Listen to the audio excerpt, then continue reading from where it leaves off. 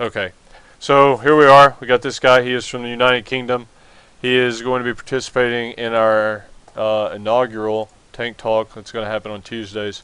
So what's going to happen, I am going to pull him in here. Just going to get to know him. I've never talked to a guy outside of PM, so you guys are going to get to know him as I get to know him. And again, this is going to be a weekly thing. You guys do me a favor, toss around the the link to people, get some people in here. Twitters, Facebooks, trade chats, guild chats, real IDs. Get some people in here, and yeah, we'll get it going. I'm gonna go ahead and add him on Skype. And like I said, once we're gonna start when we get about 200 people in. And just to give you guys a rundown, we've got logs, we've got vids, and we've got yeah, pretty much anything that we need to see. Let's see. For this guy and give him a good evaluation. So basically going to be helping him out with anything that he has going on. Talk to him about DK and maybe even learn something from him. Whatever, we're probably just going to start it. I don't feel like waiting on people. So I'm going to call this guy up.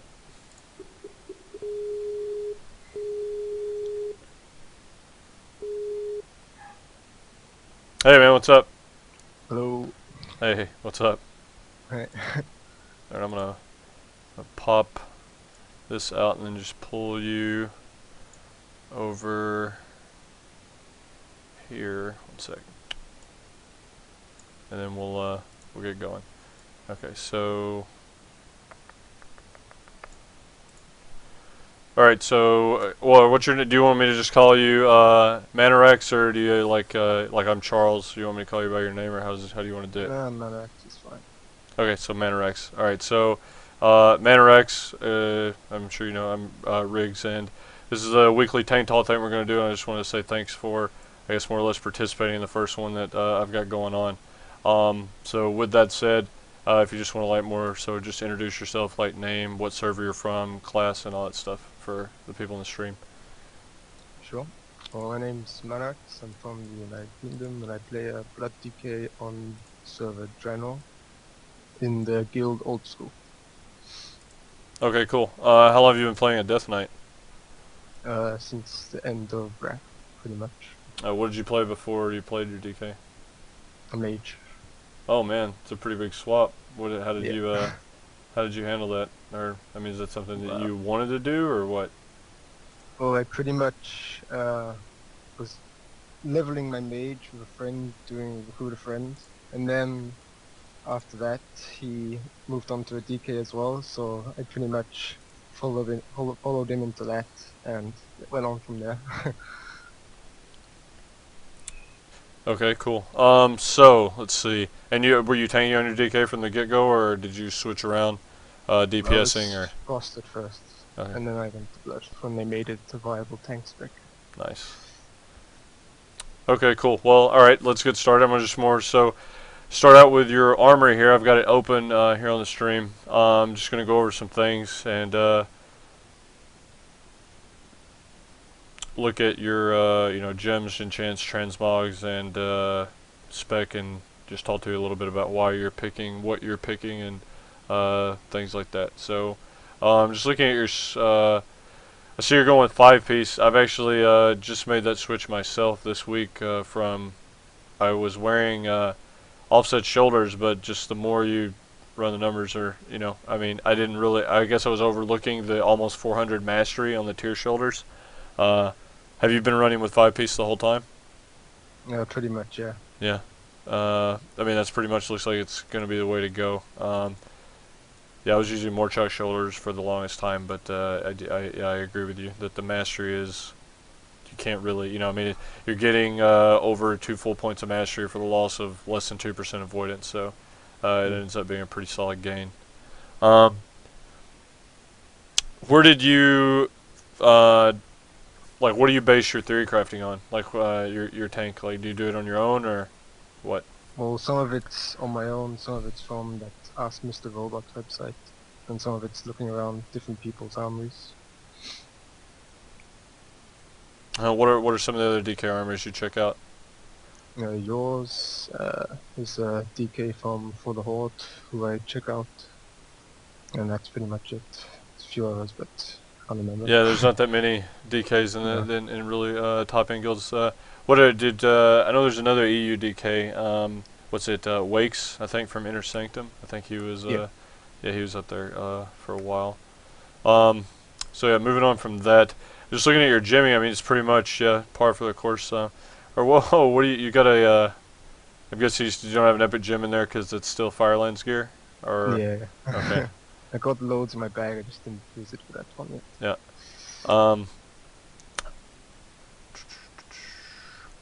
yeah. Thoughts on using that Resolve of Undying trinket? Are you a fan of that, or are you just wearing it at the moment?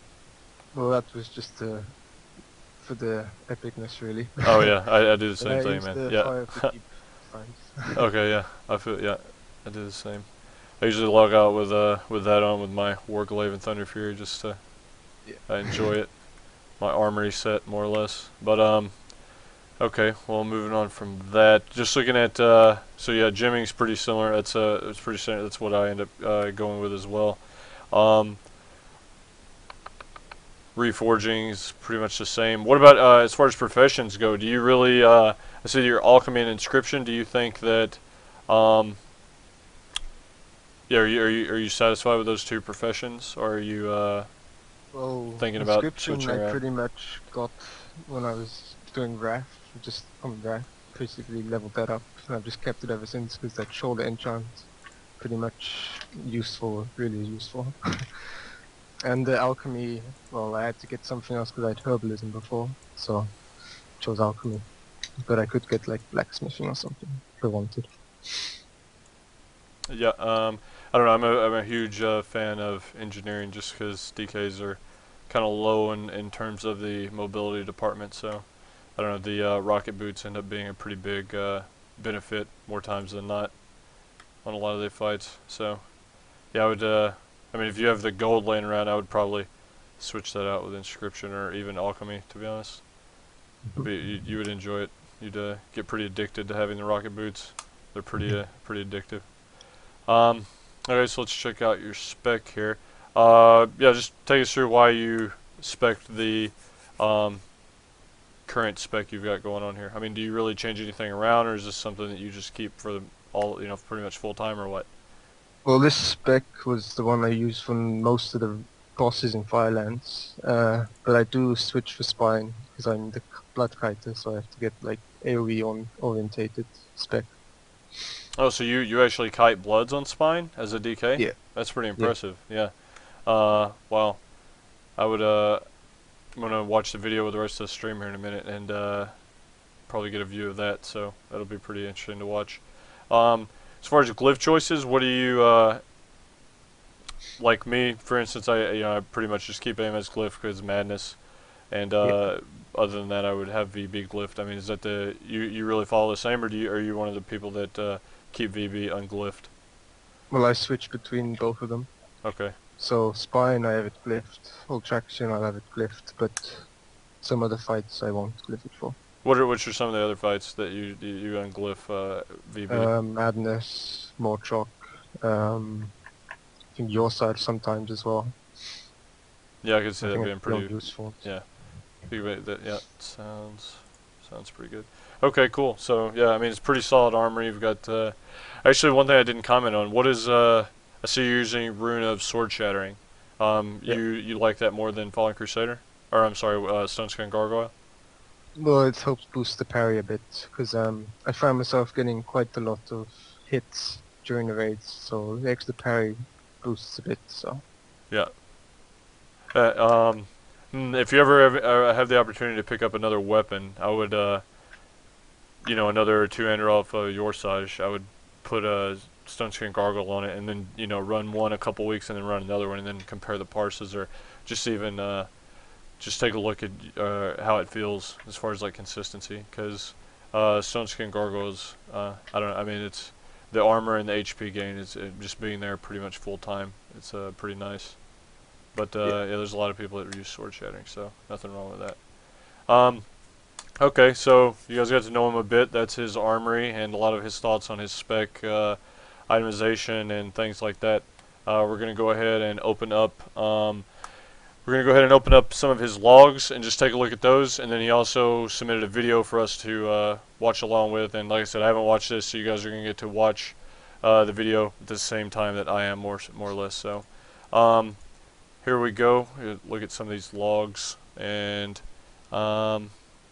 Okay, so let's start out with let's just take a look at the kill here. Is this kill pool like a pretty good one to go off of? Well, the second one I PM'd you earlier, probably better. So that's Okay. today's kill. Alright, Much got it. cleaner. So you want me to go with that one? Okay. So we'll go with today's kill. We got a couple here. We can actually compare the two. We'll start out with this one though. One sec. Let me just switch this up for you guys so you can read a bit more. Let's just go with this. And let's go full screen. And take away. There we go. So, does that work better for you guys on the stream?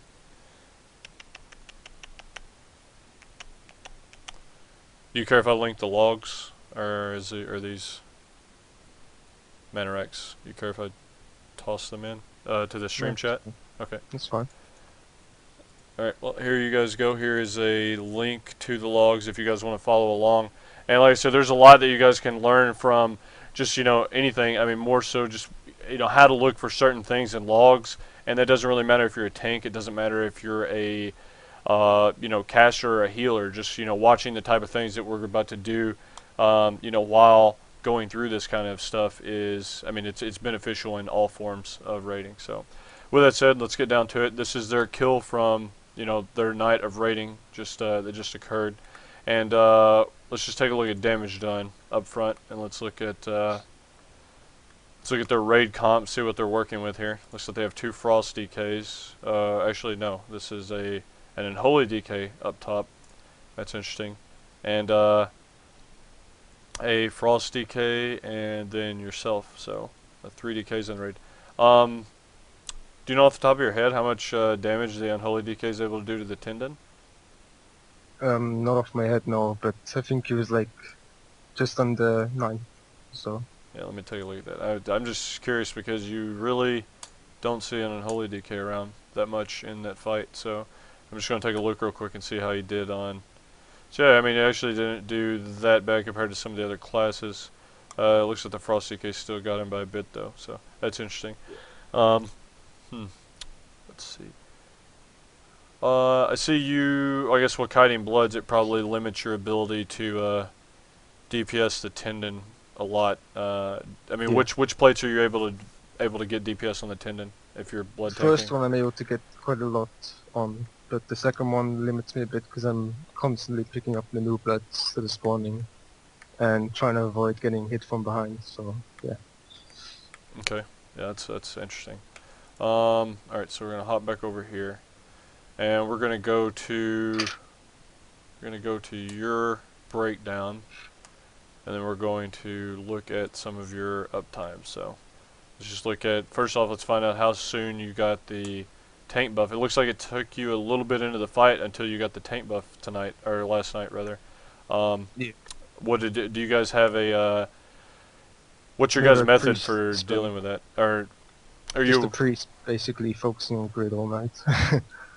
Well, I mean, but okay, do you guys know that you're able to control the debuff and like where it goes? How's that?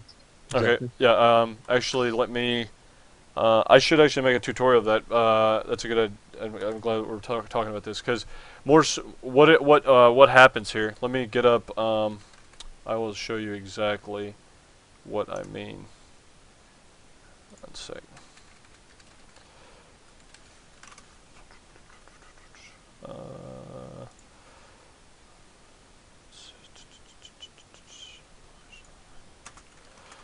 Deathwing.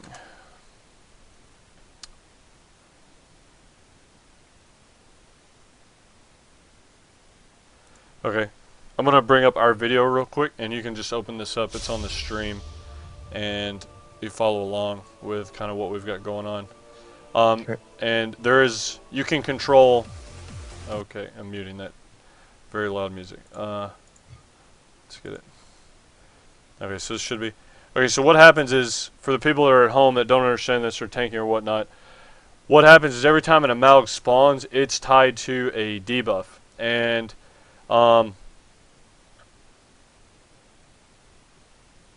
actually I think this is... I want to do a different video, not this one. Sorry. Because I want you to see it from my POV.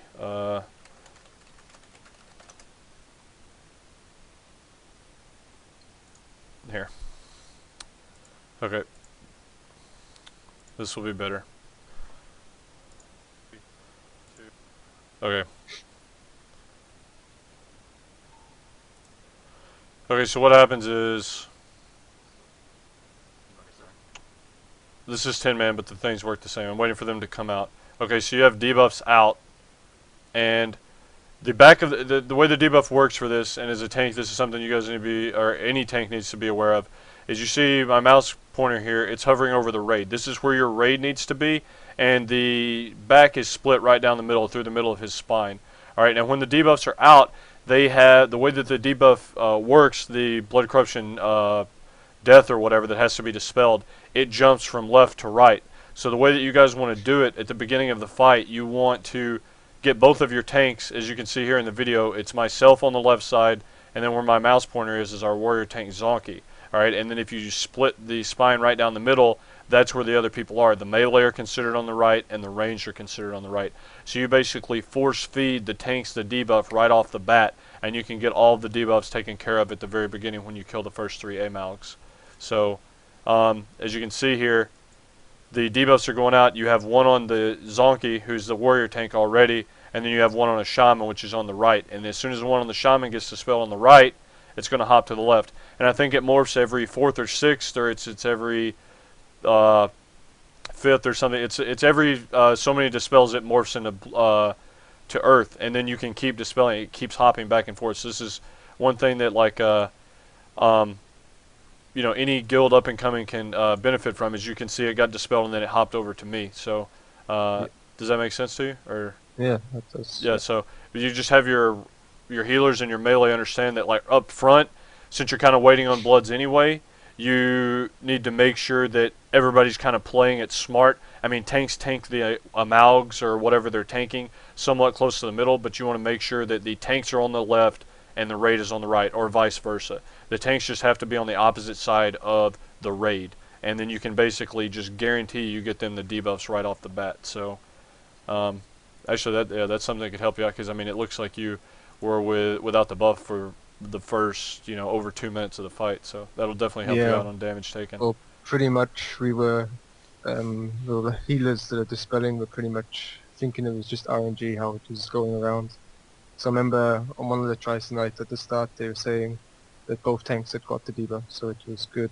But Yeah. then every other try we weren't getting it at all. Yeah. So I mean, So, yeah, man, yeah. that's awesome. So just take that bit of info, and I'll actually, you know, it's a good idea. I think a lot of people are, you know, we're going to do the spine walkthrough on Monday, and yeah, we can definitely add that to it. So so if anybody wasn't aware of how that works, it's a quick and easy way to get your tanks basically a you know, mini cooldown for the entirety of the fight right off the bat. Let's see. Moving on from that, let's look at blood shield. Just 6. Oh, you actually got 6 trinket procs out of that. It looks like it's almost.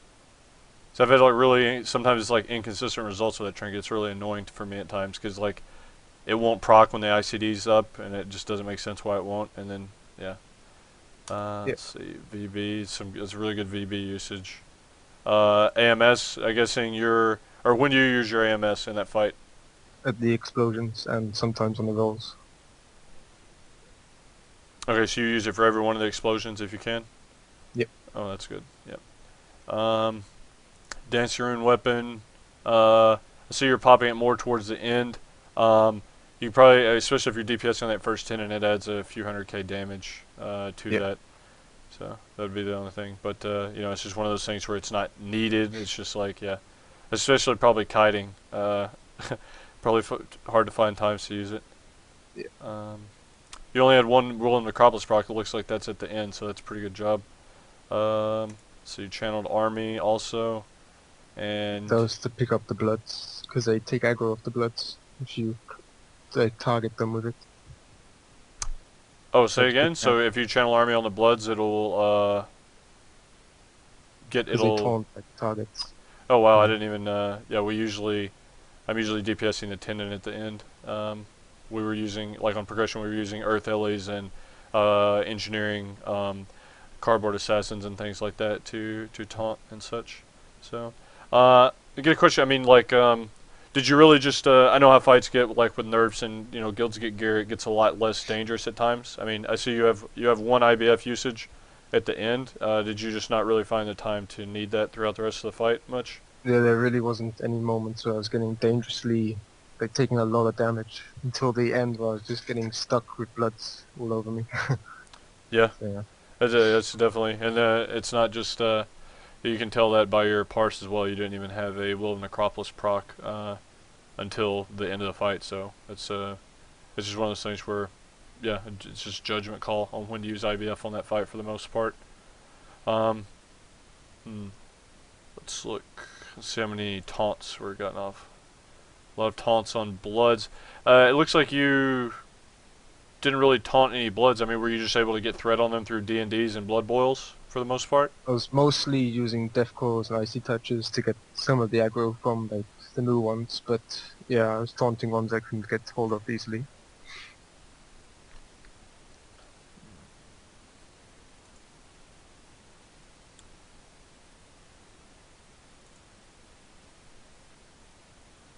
So you did a pretty good job of keeping up Demo, especially there towards the end. That adds up quite a bit. So that's also pretty good. And yeah, Frost Fever as well. So what do you use to track your diseases and things? Well, it's expo big buffs pretty much. Hmm. Okay, cool. So now we've got his cooldown usage, and we've kind of got an overview here of how he does the fight. So right now we're just going to take a look at his video. I'm going to go ahead and pop this out into full screen for you guys. And it's max quality. I've already got it buffered.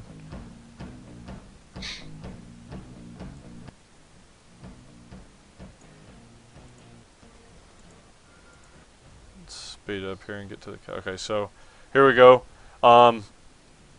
So again, right now you guys want to make sure that none of the debuffs are out there. Remember, they're all tied to the amalgs. So you guys want to make sure that the amalgs are already active.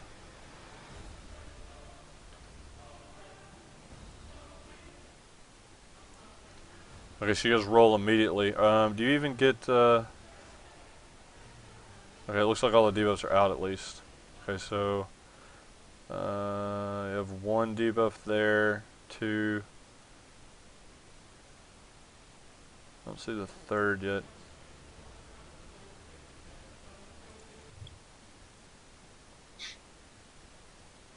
Okay.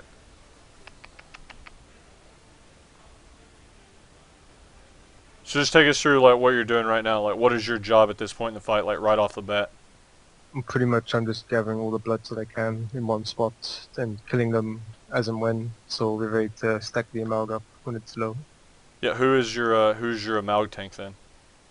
It's the Protoid and Vanguard in the Okay. bottom right corner there. Just out of curiosity, what was the reasoning for having the prop pally on the amalgs and the death knight on the bloods? Well, I really don't know that answer. At the first I was tanking the amalgs and he was on the bloods, but then he found it easier tanking the amalgs when I died on the bloods sometimes, on the amalgs sometimes. So he switched over and it seemed to work better like this. Huh. That's interesting. Because usually the I mean, it's when tanking a lot of ads, a block tank usually excels more so than the non-block tank because we can't guarantee a blocked hit or a avoided hit every time, whereas they can. So that's pretty interesting.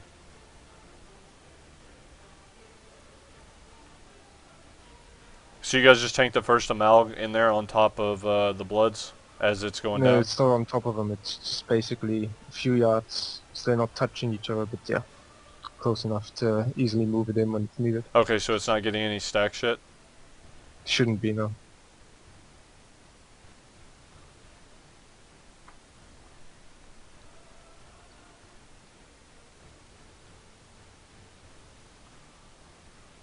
Yes, it only is like 2. So yeah, you guys are doing a pretty good job there. Let's for the beginning of the fight, it gets this is a fight for those people that aren't educated about the fight. This is a fight that it definitely speeds up in intensity as it goes. It kind of starts out a little slower, but you know, around the 6-7 minute mark, it gets pretty chaotic. So we're gonna move up here. Looks like you've got all the bloods down. Question about the bloods: do you just keep track of those on your own in your head, or are you guys relying on the mod, or what exactly? We use mods, yeah. Okay. DPM or Bigwigs, whatever. And who's the one that's calling out, like, when you're about to pull it over? Is it the pally, or do you tell him when you've got the We bloods? both communicate to each other about it. Okay. Much. So let's see. They've got that going off. Let's,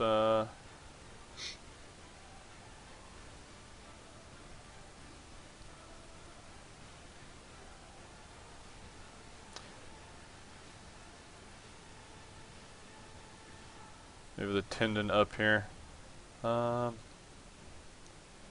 During this time, this is when you're able to get most of your damage in on the tendon, right? Because there's only like 2 bloods and 1 amalg active. Yeah. Let's see what percent they get it to. 42. That's pretty good. Got a grip right after us. That's good timing. We're going to speed up off the first plate and get up here to the second plate where things get a little bit more interesting for tanks.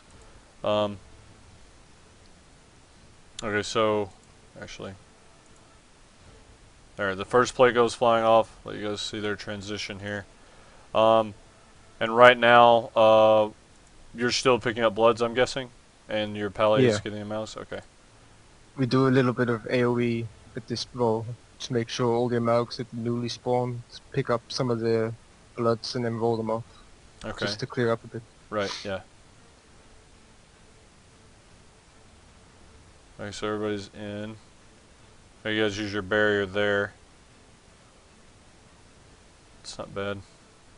When are you using your vent blood on this fight? Like, what is your decision making behind when you pop that? Mainly at the explosions. That's pretty much whenever it's exploding, I'll just pop it then, just to give on increased HP and healing. Yeah, it's I know during the rolls too, I try and save it. Like usually the way that we work, and I mean obviously the way you guys are doing it is fine, but usually the way we end up doing it is we have a barrier for each second pop, and then during the rolls we do things like trank and pop. Our cat goes bear and pops his 4-piece along with my 4-piece, so you've got their 30% and my 20%, and then tranks and things like that, and it just strips debuffs like instantly. And yeah, it works out really well. But if you're, like I said, that's the way you guys are doing it. Looks like it's working pretty smooth. There's not a lot of debuffs out and things like that. So right here, you've already rolled all your bloods off. You're just picking up the new ones as they spawn again. Yep. Pretty much just repeating what we did in the first one. Okay. I'm curious to see. Or does the guy get rolled off in this one, or no? Is this the one you're telling me? Yeah, the third one he gets all rolled off. Well, hopefully I can still see you kiting, because I'm pretty anxious to see how you manage to pull it off. You can see me, but you can't see the bloods behind me. So. Oh goodness.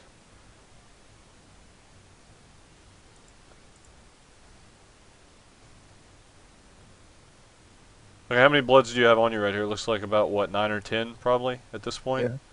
About that.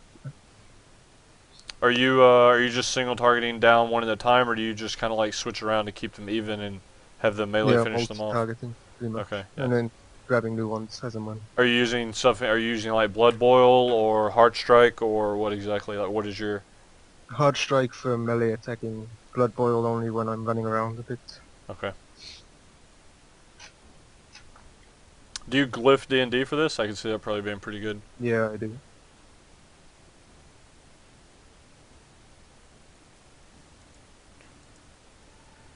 Let's say they're about to pop off the second plater. Their healers are doing a really good job of keeping up with debuffs. I know it's not really tank related, but yeah, I mean they've only got a handful of debuffs out right now, so it's really, their healing is pretty solid in this group. Wait, so this guy gets rolled off and you guys still kill it? Yep. Oh wow. Okay, well here's their transition. I'm assuming, what do you guys do the same thing as you do? Well, we don't AoE at this one. 'cause it's a lot of bloods. Oh my goodness. I got he missed the roll altogether. Alright, well, let's see if we can still check out what you've got going on here. Got He an switches overview. from a sec.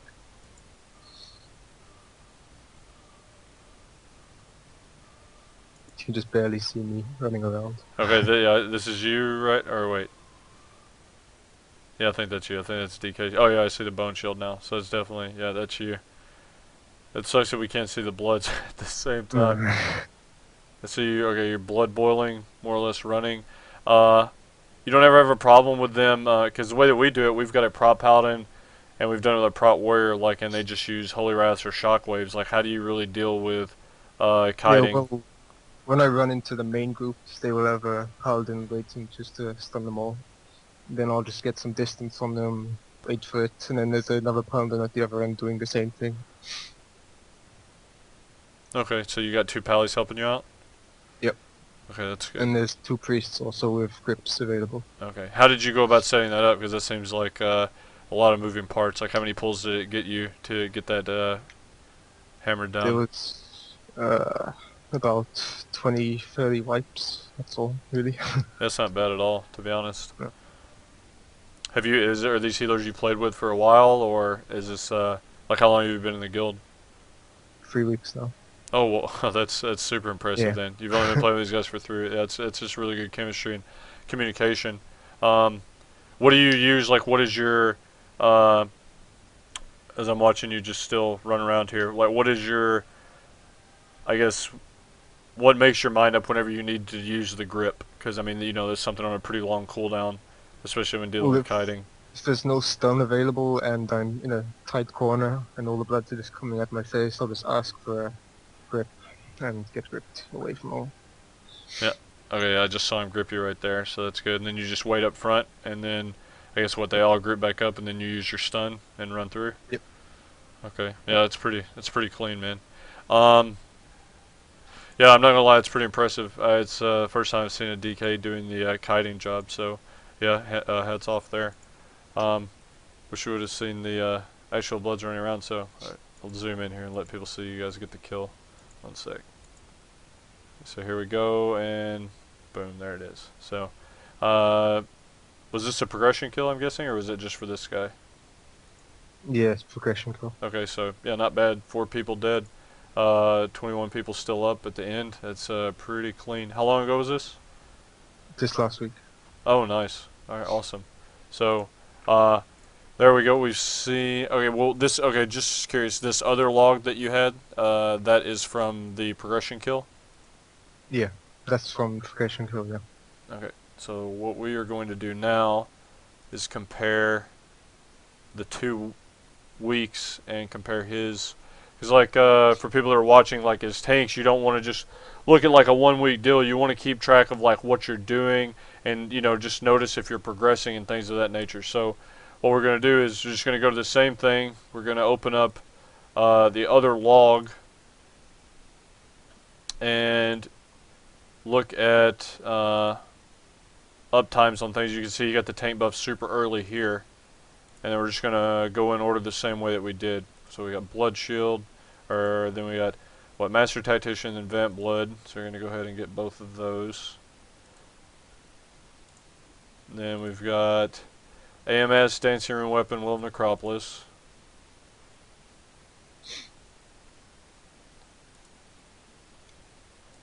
Then we've got Army, IBF, Bone Shield. And IBF, Bone Shield.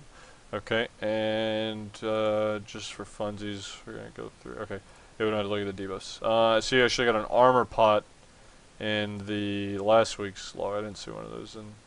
Okay, so yeah, the differences really are this at the end of this one this week. He got an army channel off, and the previous week there wasn't one. So let's just compare the other ones. Master Tactician, 6 procs. 3, 4, 5, 6 again. It's pretty much almost automatic in terms of that. Vamp Blood this week he had 7. Last week he had 8. So it's just a steady use of Vamp Blood. And as you heard him say, more or less on this fight, you need to be popping Vamp Blood for the healers, and you need to make sure that you have it glyphed, because that's going to be more beneficial than gaining HP for this fight, just because how the healing debuff works and things like that on people. So you want to be popping it almost as much as you can. At least there's only 2 times where it's justified to pop, and that's during the explosion of the AMALG, the nuclear explosion thing, and during a roll. So if you're tanking on a Death Knight for this fight, you need to make sure that you're using your Vamp Blood during those time frames.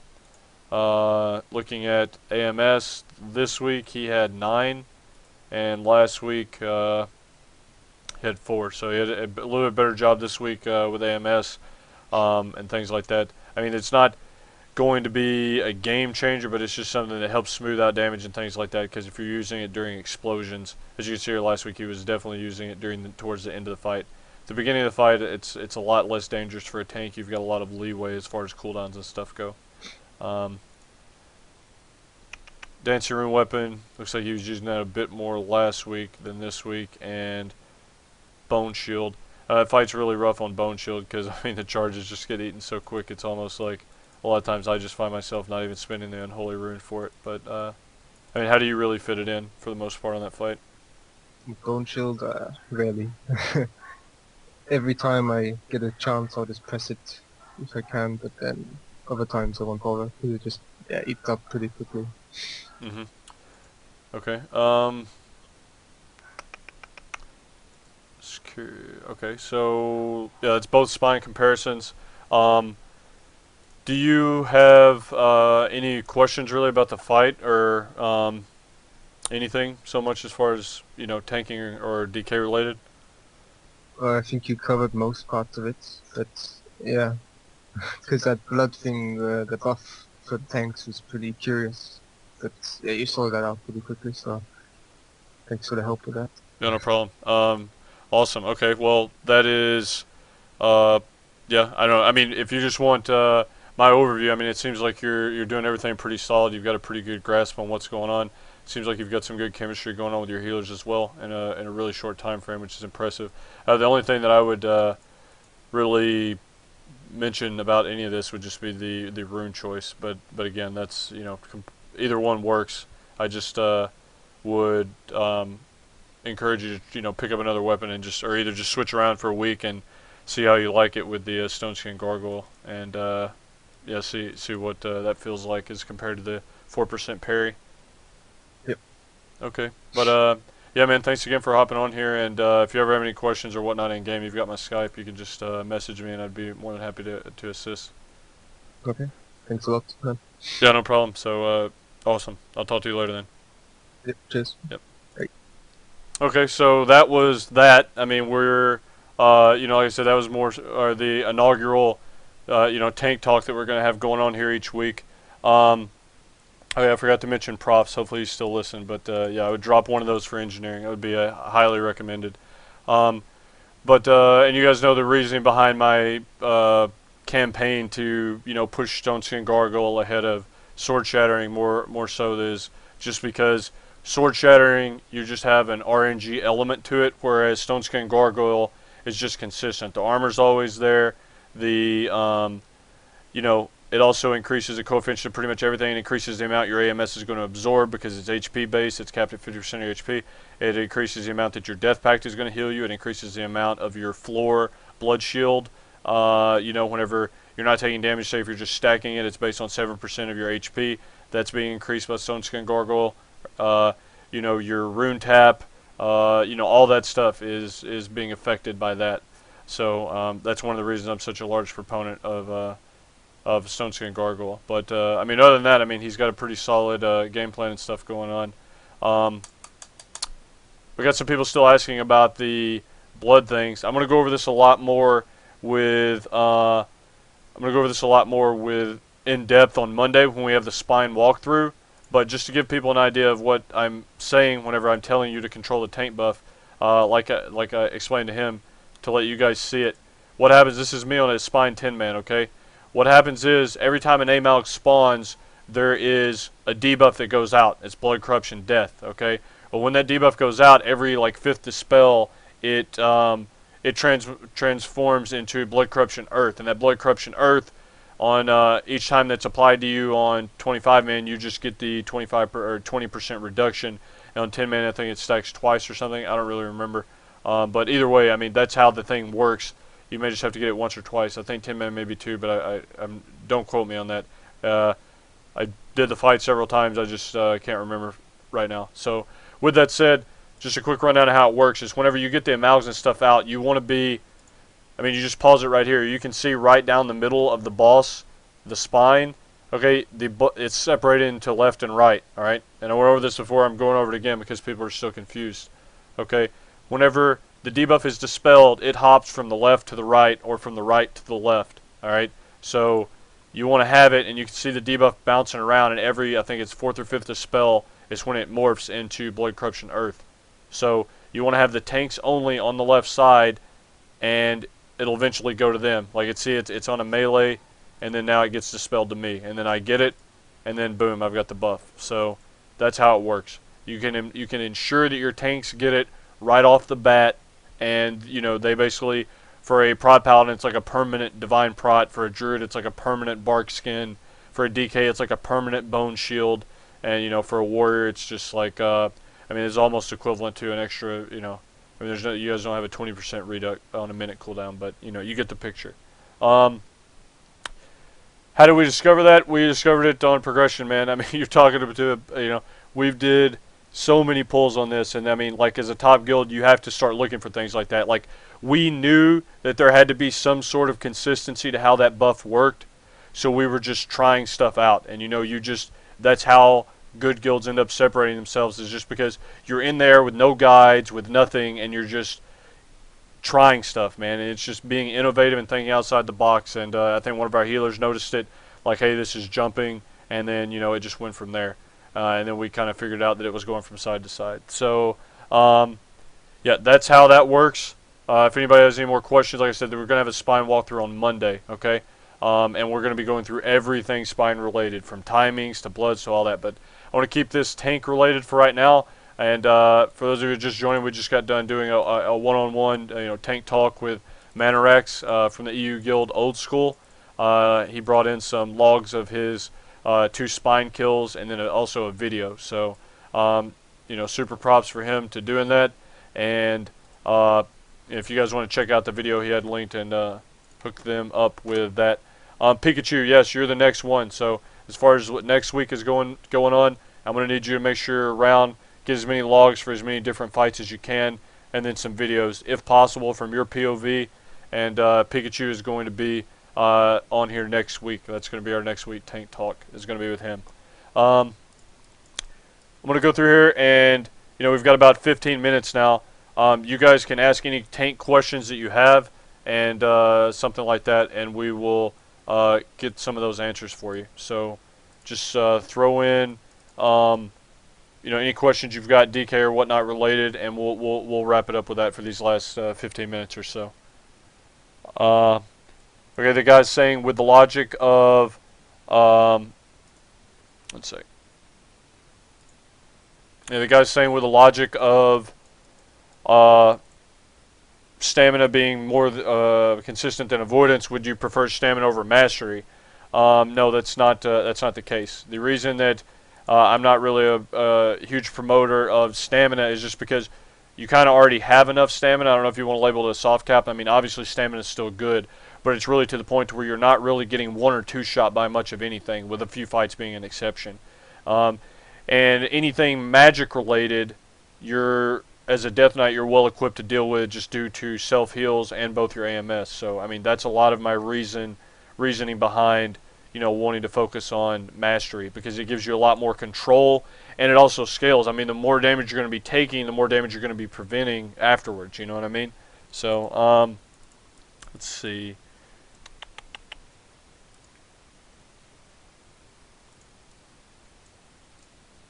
Let me get some more here. So stam armor enchant beats the parry enchant. I mean, that's, like I said, it's complete. You can use the parry enchant. A lot of people do it. It's completely up to you. I'm just giving you guys my opinion. That's it.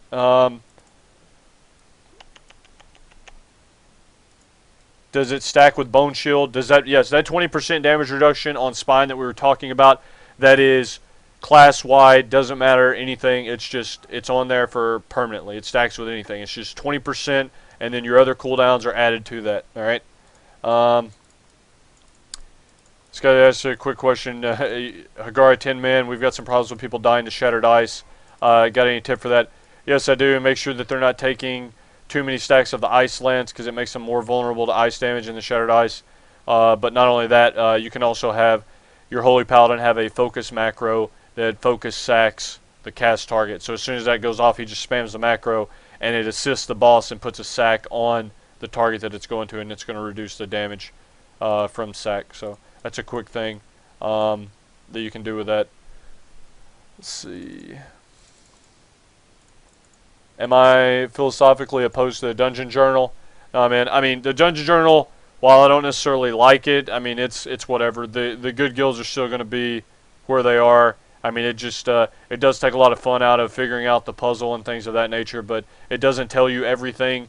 It's just more or less like an ability listing, so it's not that big of a game changer. But it does. There are certain parts of it that are pretty annoying, like, you know, knowing how many phases are in a fight and things like that. I mean, that's the only part of it that really kind of annoys me. Because, you know, I mean, you know, if you wouldn't have the Dungeon Journal, you would have killed Rag and then been like, oh shit, all of a sudden he's getting up out of the lava. You know, it's like, oh, that would have been, you know, huge moment, but everybody knew he was going to get up out of the lava because of the Dungeon Journal. So,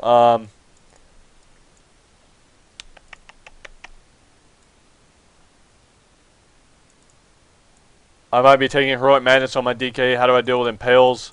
Impale cooldowns, I mean, you just have to have 70% mitigation up on top of you know, a double stacked blood shield. And by 70% mitigation, I mean you need to either have, or Bone Shield's a given every time, VB's a given every time.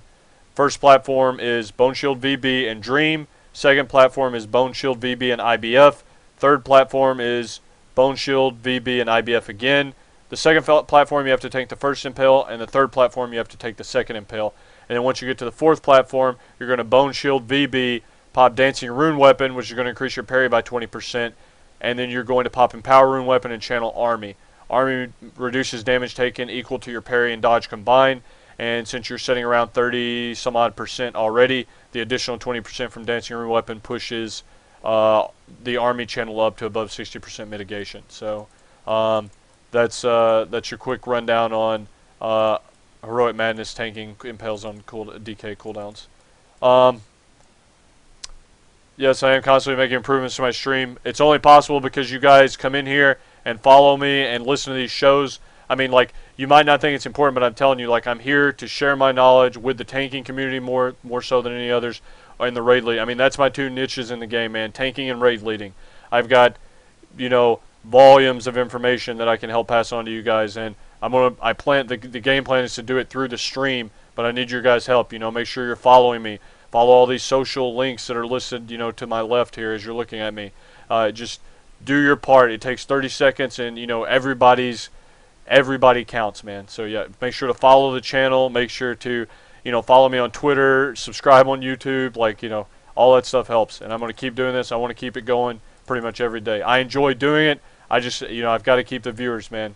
So that's what it comes down to. I noticed you had 3 amounts at the start of Spine. What's your reasoning behind this?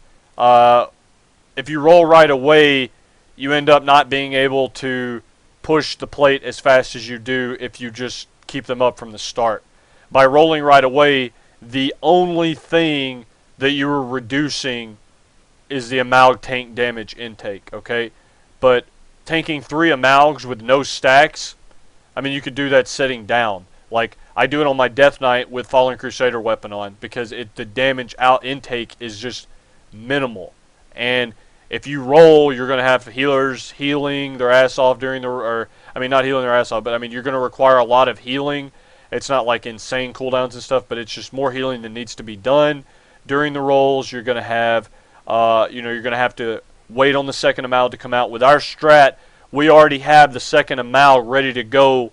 After, like, you pull the first one in, it blows up, that one's done, we've already got the second one ready to go, and as soon as that 9th blood is out there, we're rolling, you know. I mean, it's just, doing that fight on progression, it was all about speed and all about how quickly you could pop those plates. It was just boom, boom, boom. You know, the longer you were in the fight, the quicker you were going to hit blood cap and you were going to wipe. So, yeah, that's the reason. Either work, but that's the way we do it.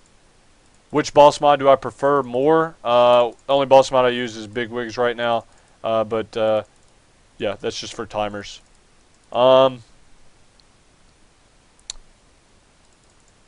What class would I recommend for your paladin? I mean, that's on him, man. It's just something he's going to make his mind up doing. Tell him to play a Panda in beta. If he likes it, reroll Panda. Just have to see.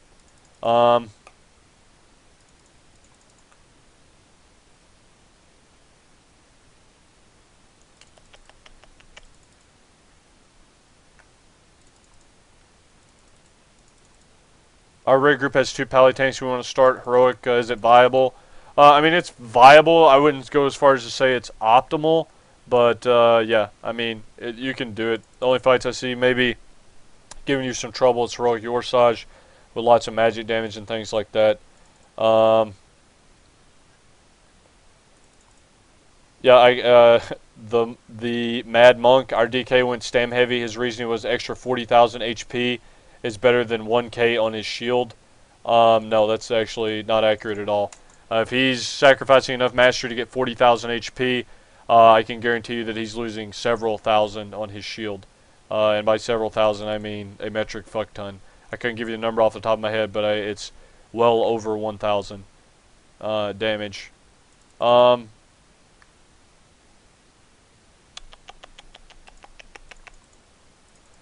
You're just saying the tank's on one side and raid on the other. Wouldn't that roll it? No, it doesn't. I mean, we do it pretty much all the time.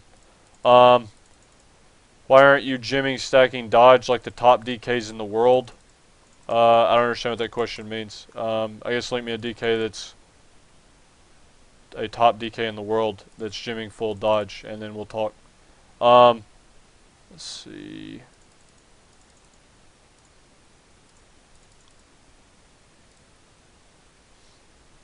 Okay, we got another video of this guy here tanking bloods. Gonna go and watch that in a bit. Trying to catch up here. So which one tasted better? Steve. Yeah, the guy. Steve tasted peanut butter and... Okay. How do you know when's the best time to pop VB as compared to the best time to pop IBF? A lot of fights you can kind of pre-plan it out, and some fights it's just going to be a judgment call, man. Like say for Spine, there's no best time to pop IBF. I mean, if anything, pop it and just go to town. Let your healers help DPS on the tendon, and but something like Madness, you know when you have to pop it. Something like Yorsage, you want to kind of save it for purple phase. I mean, some fights you know when you're going to do it, and other times it's going to be judgment calls. No, blood spawns are completely time-based, and the reason that you can do that for certain is you can sit on the first plate and, you know, just sit there for 10 minutes and watch how quickly the bloods are spawning. How many healers do you prefer for what? I'd have to, I guess, get clarity on that. Best race for a DK tank would be Tauren. I play Tauren on progression, and I go back Blood Elf for farm content. No, Bloods, it doesn't work like that. It's completely time-based, and based off nothing else but time. They only spawn from one hole at a time, even on the third plate. They're only spawning from one hole at a time. Just because there's 8, 10 holes active, it doesn't mean that 2 or 3 are spawning at once. They're all spawning from one hole at a time. It's completely time-based. I mean, you can kill one corruption on the first plate and sit there for 12 minutes and healing and watch how quickly they're coming out of the one hole at the end of the 10 minutes.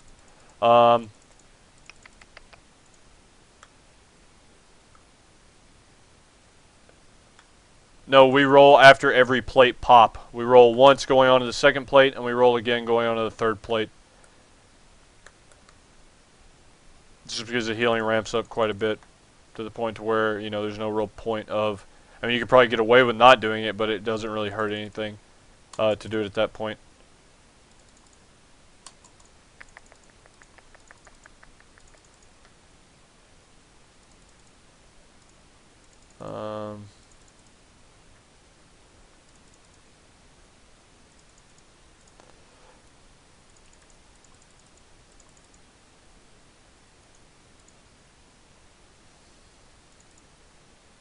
Trying to catch up with you guys' questions, sorry. So why not roll after the start, but roll after? After a plate, you'll just be back to 3 amalgams without stacks. I'm not, like, I think you understand what I'm saying. Like, at the beginning, there's not really anything going on to heal. I mean, there's, you know, you haven't had an amalgam blow up. Healers are not even far behind at all. Like, at the beginning, that's when everything is slow and controlled, and you can afford to have 3 amalgams active. Once you get later into the fight, and you've got bloods going on, you've got shit blowing up, you've got lots more debuffs out and things like that, it's a lot harder to keep up. And I mean, you probably could do it, but we just rolled going there because, I mean, you know, at that point you would probably have, you have to roll because, okay, you're going to have, if you don't roll going into the second plate, you're going to have the 2 amalgams up from the first plate still, from the 1 corruption you kill, and the, okay, you start out with 3 amalgams, you use 1, you pop the plate. Then you pop 1, you kill an amalgam, you get a new amalgam during the plate, so you're back to 3. You use one of those to pop it, you're going to kill another one. So you still have 3 going into the second plate. Then you're going to have to kill 2 of the 3 corruptions that are still active, which is going to put you with 5 amalgams. You're not tanking 5 amalgams. That's why you have to roll it. Not to mention that healers are having much more to deal with at that point in the fight. Today with your tips, we killed Madness 25 Heroic. Yeah, congrats, man. I'm glad I could help. That's awesome. You guys should have like a post your kill shot on Facebook, man, on my Facebook. Just put it on my wall and say like thanks or something. Stuff like that's good to get going. You know, fan shots and things like that. Do we 4 heal heroic more chalk on 10 man? No, we 3 heal it. Whatever side, Pally solo heals the side, and we have a druid and a priest on the other, or a priest and whatever on the other side.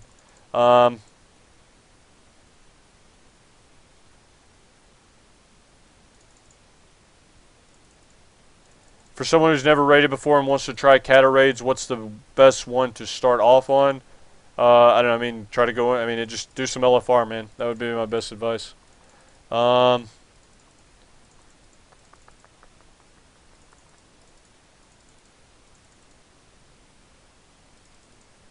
What's your best advice for a DK trying to swap from DPS to tank? I don't know, just read the guide. I have one on the Blood Legion main forums, and it's on the public session. You can just go to that and, you know, read through it for the most part, get all the info that you need, and then just start doing some LFRs, man. Boom, boom, boom. Okay. What's the best tier for warrior tanking? Firelands? I don't know, it just depends.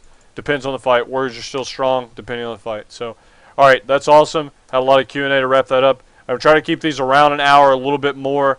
It just depends on the content that we're going to have from the tank submissions and whatnot. So again, I want to thank Manarakz for, you know, hopping in Skype, letting us talk to him and things like that, and going through his videos and his logs. You're going to be doing this once a week. Next week is Pikachu from Windrunner. I think that's what you told me your server was from. So if I got that wrong, sorry. Make sure you guys are here. And you know, tomorrow we have a special guest interview, and that's with Wallhacks from TG. I'm not sure if you guys know him.